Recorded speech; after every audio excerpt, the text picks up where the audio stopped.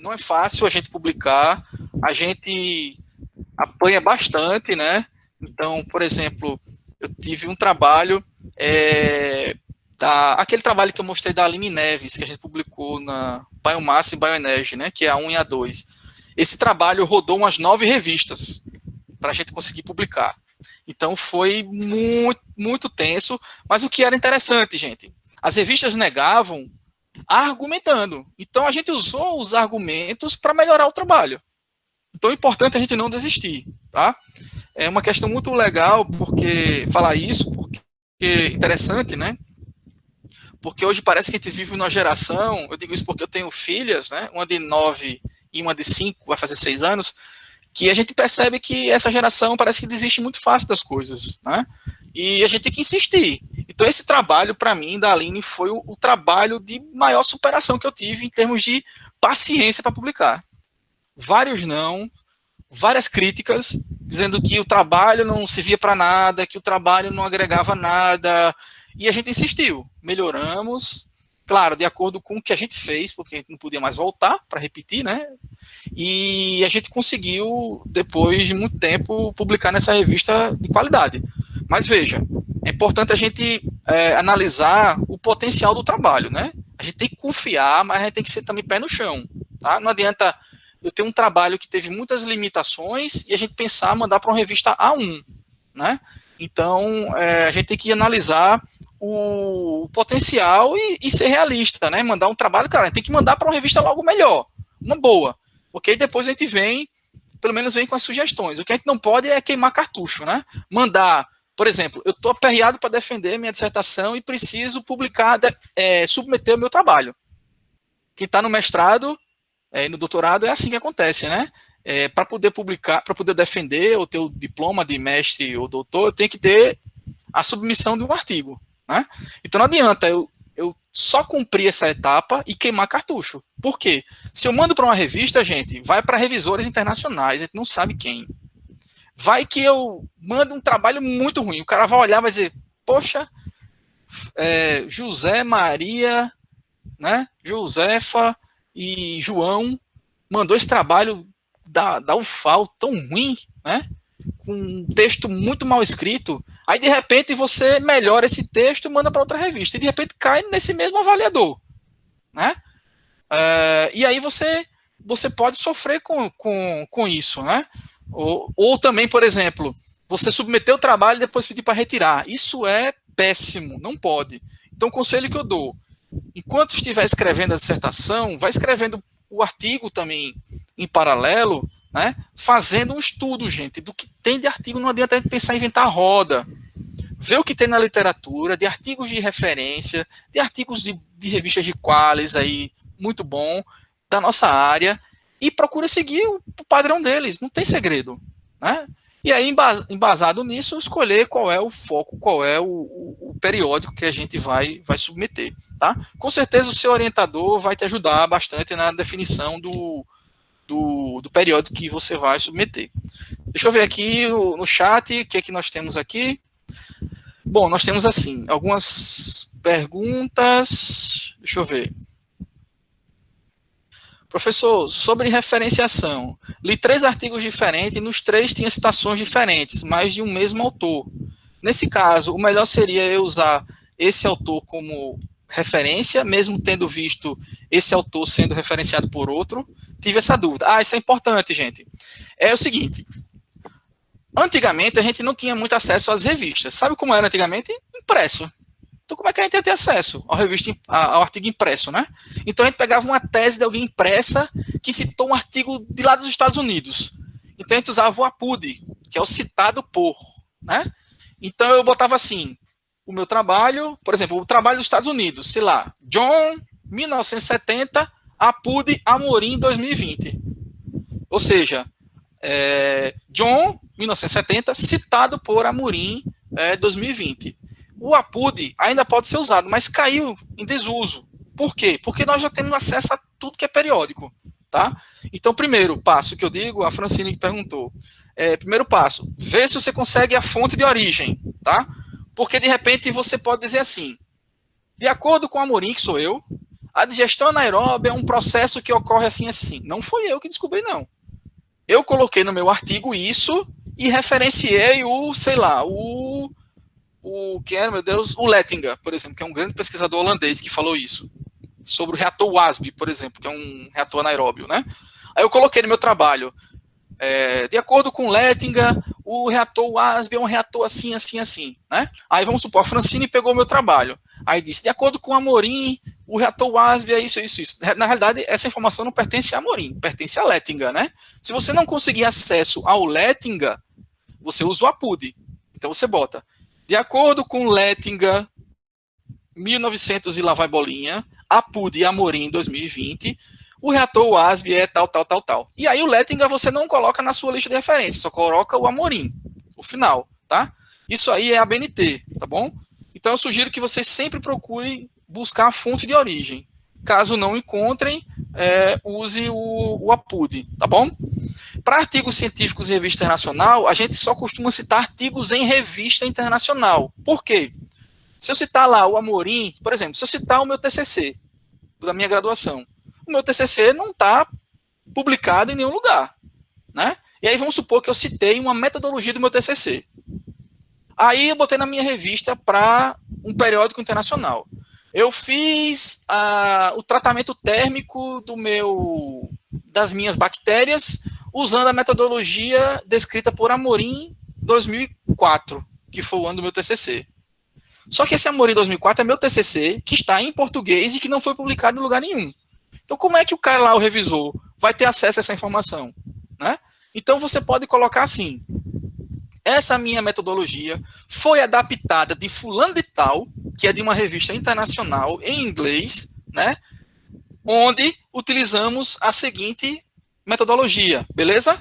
Aí, quando você tiver esse seu artigo publicado numa revista internacional, no próximo você vai citar esse seu, porque ele já virou um artigo internacional e em inglês, tá? Então a gente costuma excluir os artigos em português, a não ser aquele que não tem para onde sair. Por exemplo, a gente evita até colocar artigos em congresso para artigo internacional, em revista internacional. Então, por exemplo, assim que eu fiz o meu primeiro artigo que eu publiquei, quando eu estava lá no meu doutorado, numa revista internacional, eu usava uma metodologia de cromatografia que só tinha em um artigo internacional, em um congresso internacional, que estava em português. Então eu citei esse artigo, dei referência a ele, coloquei o título dele em inglês, descrevi a metodologia. Tá? Então foi a única fonte. E aí depois a pessoa publicou esse artigo numa revista internacional. Aí no outro artigo eu citei a fonte da revista internacional. Tá? Então só quando não tiver jeito. Aí tem alguma forma de você fazer. Mas qual é o risco de você ser muito questionado, tá? Com relação a isso. Então você tem que ter muito cuidado dessa forma aí de citação, sobre as fontes, se original, enfim, tá? Bom, gente, eu já é 15h43, eu queria abrir para discussões, se vocês tiverem alguma dúvida, para que vocês possam colocar para a gente debater um pouquinho, saber a opinião de vocês, enfim, se vocês têm alguma curiosidade, se vocês quiserem seguir.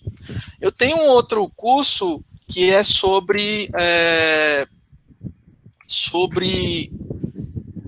que envolve também um pouco da escrita científica, mas é sobre como formular hipóteses, enfim, um pouco de reflexão sobre metodologia científica, né? Pode depois marcar aí mais para frente para a gente discutir um pouquinho sobre essa questão de como refletir sobre a minha proposta, né? Sobre se a minha proposta ela realmente de fato traz uma contribuição científica, de como formular uma hipótese, né? Então a gente pode depois marcar no próximo passo esse.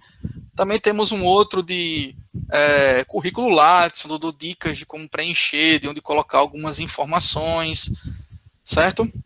Enquanto isso, alguém gostaria de fazer alguma pergunta? Estão tímidos? Ninguém quer falar? Opa, professor, é Flávio que está falando. Pode mandar ver. Eu tenho produzido alguns projetos de sistema de reuso de águas, tanto de tratada com esgoto quanto pluvial. Eu também vi algumas apresentações, já vi alguns artigos, mas eu tenho produzido alguns trabalhos que são técnicos, que eu questiono aquilo que eu faço. E por quê? Certo?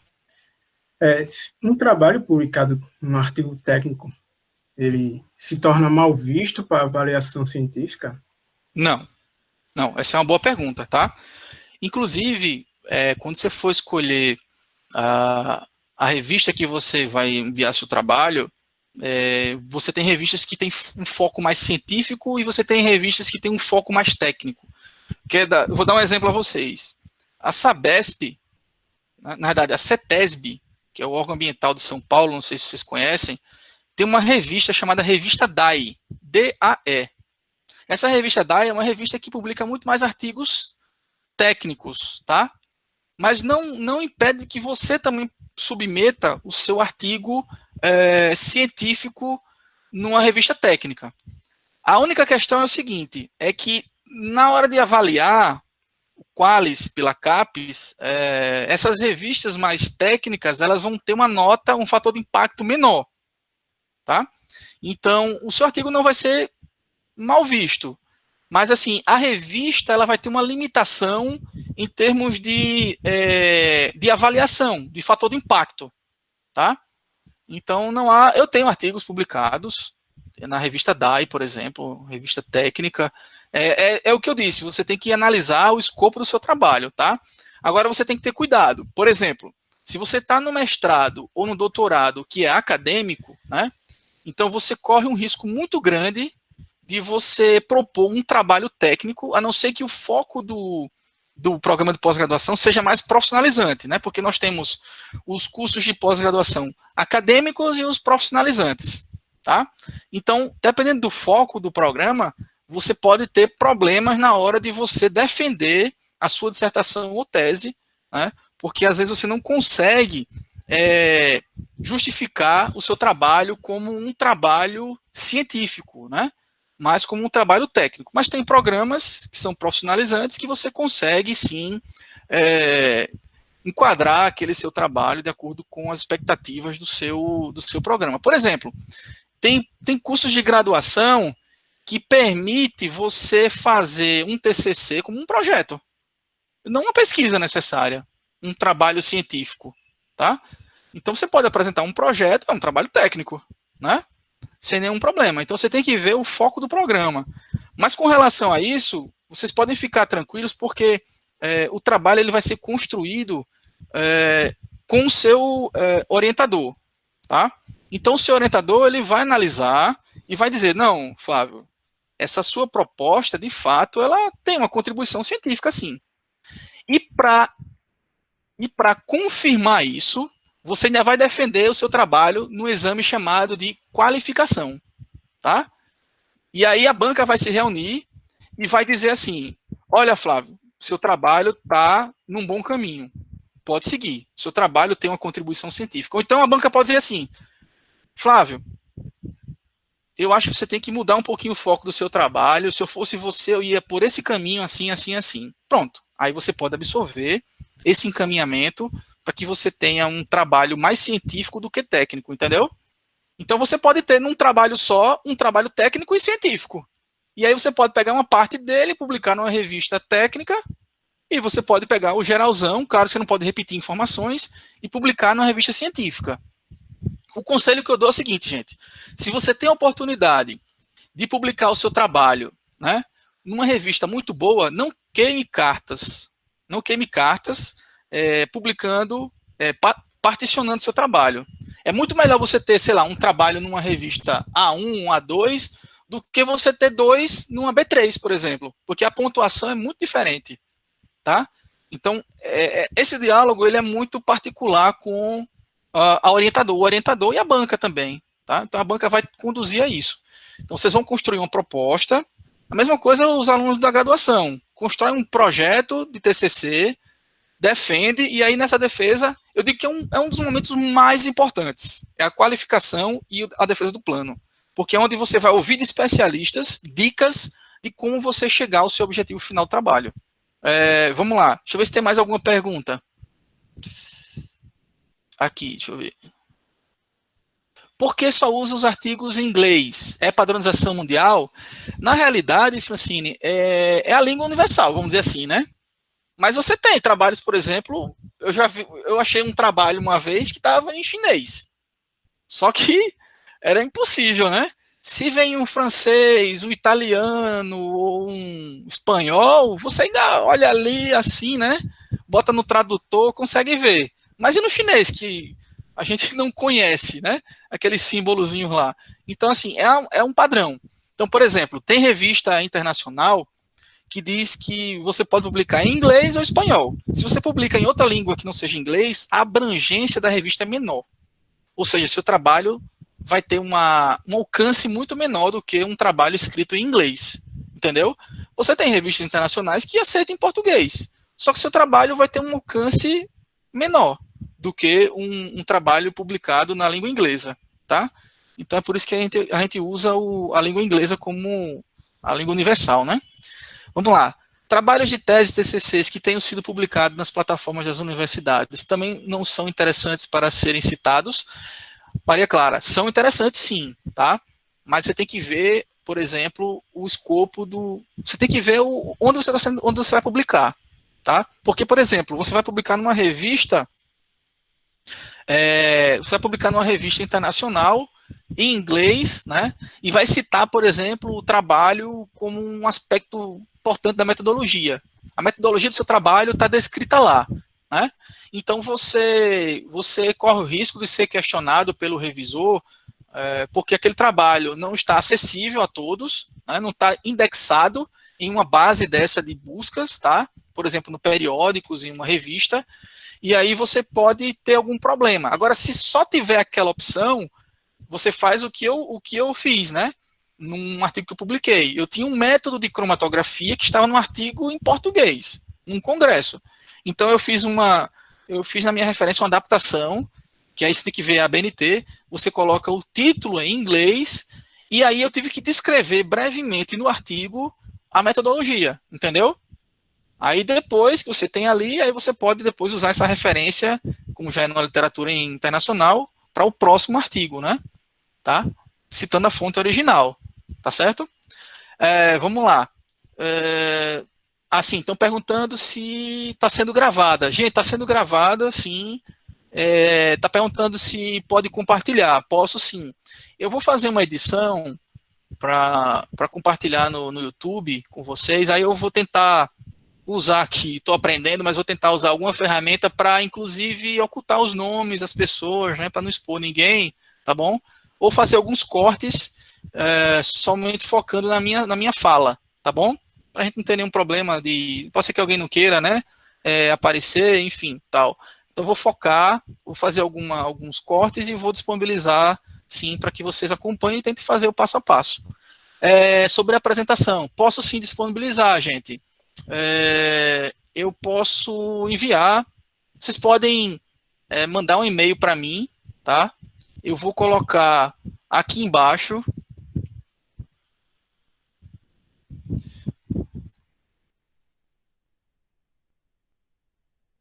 Ó, esse aqui é o meu e-mail, eduardo.lucena@cetec.fal.br.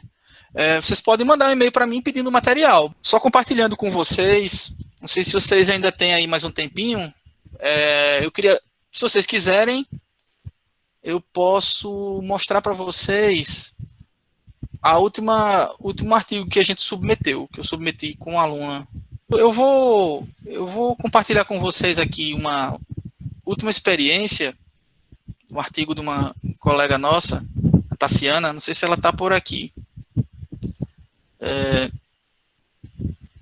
A gente submeteu, a Tassiana fez mestrado sob minha orientação, defendeu, deixa eu ver se ela está aqui, a Tassiana. Não, tá não, Tassiana. Georgia, me ajuda aí a lembrar, Georgia. Sei que foi da turma da Tassiana. Que ano vocês defenderam? 2018? 17? 18, isso. Pronto.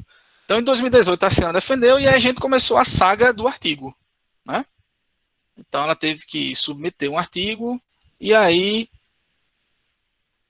E aí a gente começou a trabalhar. Aí vou compartilhar aqui a tela com vocês, tá?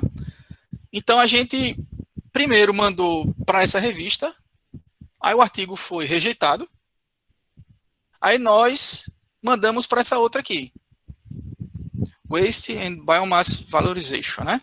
Aí o que foi que eles fizeram? Eles foram mais elegantes do que essa outra. Eles disseram assim, olha, pesquisadores, infelizmente o artigo de vocês não se enquadra muito na nossa revista, mas eu sugiro que vocês encaminhem para um parceiro nosso, uma outra revista, tá? E aí encaminhou, mas esse encaminhar não significa dizer assim, olha, vocês vão conseguir publicar lá. É só uma carta de recomendação. E aí nós submetemos para essa revista aqui, tá? Então nós submetemos um artigo, deixa eu ver aqui se eu abro ele. O artigo da Tassiana é este. Ela trabalhou com produção de hidrogênio em um reator anaeróbio letifilicado a partir de melaço de cana-de-açúcar. Então aqui está o trabalho, primeira versão que a gente mandou, né? Então aqui nós temos o trabalho, isso já no formato PDF da revista, porque a gente submete um arquivo separado, né, de Word e das figuras, tá?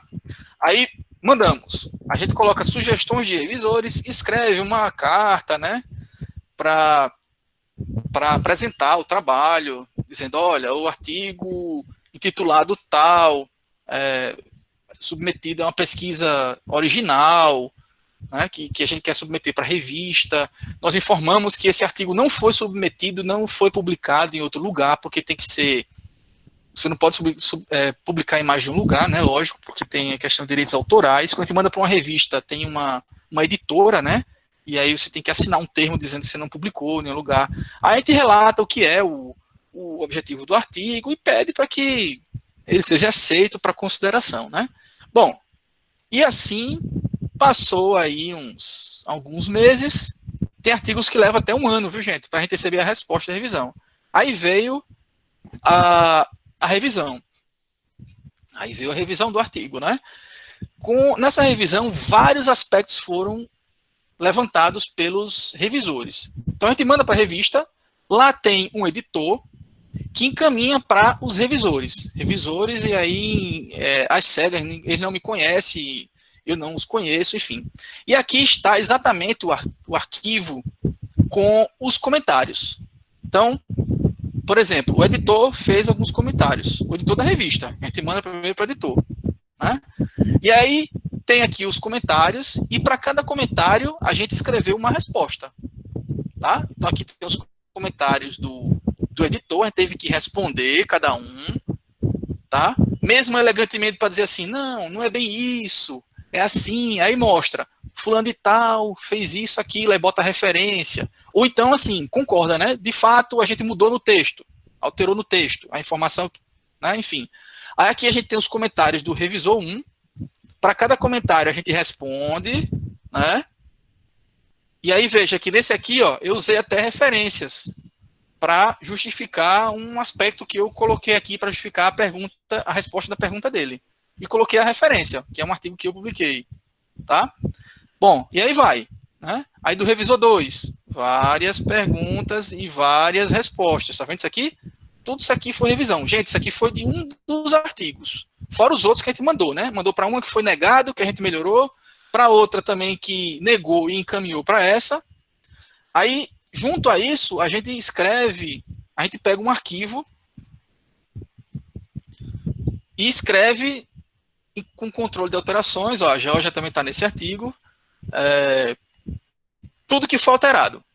Então, no arquivo de resposta às perguntas e no arquivo do artigo. Então, tudo que está marcado aí, ó, foi alterado no trabalho. Tudo foi alterado. Tá vendo? Tudo foi alterado. Aqui são as referências. Cada revista tem um padrão de referência diferente. Então, você tem que adaptar. Né? Aqui tem as tabelas. Nesse padrão de artigo, eles mandam colocar as tabelas no final, separada. Então, até as tabelas a gente alterou tudo. Certo? Então, veja que, como é em inglês, a gente não usa vírgula, a gente usa ponto, né? Tá vendo? E também a gente mandou as figuras separadas. Ó. Essa aqui é a figura do desenho do reator. Então, esse aqui é um reator anaeróbio de leite fluidificado que a Tassiana usou para o experimento. Né? A gente alimenta com um melaço por aqui e tem uma bomba de recirculação para manter o leito fluidizado, essas partículas em movimento. E aí aqui tem o efluente líquido que a gente monitora e também o coletor de gás para a gente analisar as características do gás. Tá? Aí a gente fez análise da diversidade microbiana, a gente extraiu o DNA dos micro-organismos e fez uma PCR e DGGE para ver se teve muita variação ao longo do processo. Né? Enfim, então, tudo isso aqui foi feito e aí nós encaminhamos as correções para a revista e, neste momento, está sob revisão. Tá? Então, o artigo está sob revisão, podendo ter uma nova rodada de revisões, de solicitações de correções. Beleza? Professor, qual software você utilizou para fazer essas figuras? A do reator, William? Se foi essa do reator, a gente usou ou o PowerPoint ou o famoso Paintbrush, antigo Paintbrush para quem é das antigas, tá? Mas existem outros softwares que dá para você fazer. Tem AutoCAD, tem o AutoCAD que dá para você fazer, enfim. Se alguém conhecer algum outro aí, por favor, nos ajude. Né? Deve ter gente aí que já fez algum esquema assim de processos, enfim, é bem legal. É bem legal, tá? Vamos ver se tem mais alguma pergunta. Marconi. Sim, Thaís. Artigos publicados em livros têm pouca relevância? Boa pergunta, Thaís. Assim, ó, Tássila, o Visio é ótimo, verdade, Tássila, eu vi falar, nunca usei. Ó, deixa eu ver mais aqui. Artigos publicados em livros têm pouca relevância? Portanto, sua pergunta, Thaís, é o seguinte, a CAPES, ela tinha uma avaliação bem qualitativa com relação a outros tipos de produções, além dos artigos. Os artigos, elas consideravam uma avaliação quantitativa, pelo fator de impacto, pelo Qualis, né? Só que os outros era mais qualitativo. Muito bom, regular. Para diminuir isso, eles lançaram agora o Qualis para livros e capítulos de livros. Tá? Então vai ter agora, nessa nova avaliação, além do Qualis para artigos, vai ter o Qualis para livros e capítulos de livros. Então, para poder avaliar e ver se Aí tem vários critérios. Se é um livro internacional, em inglês, se tem ISBN, né? Enfim, toda aquela indexações e tal, né? Então, editora, tem uns pesos lá que eles levaram em consideração. E o interessante é que eles construíram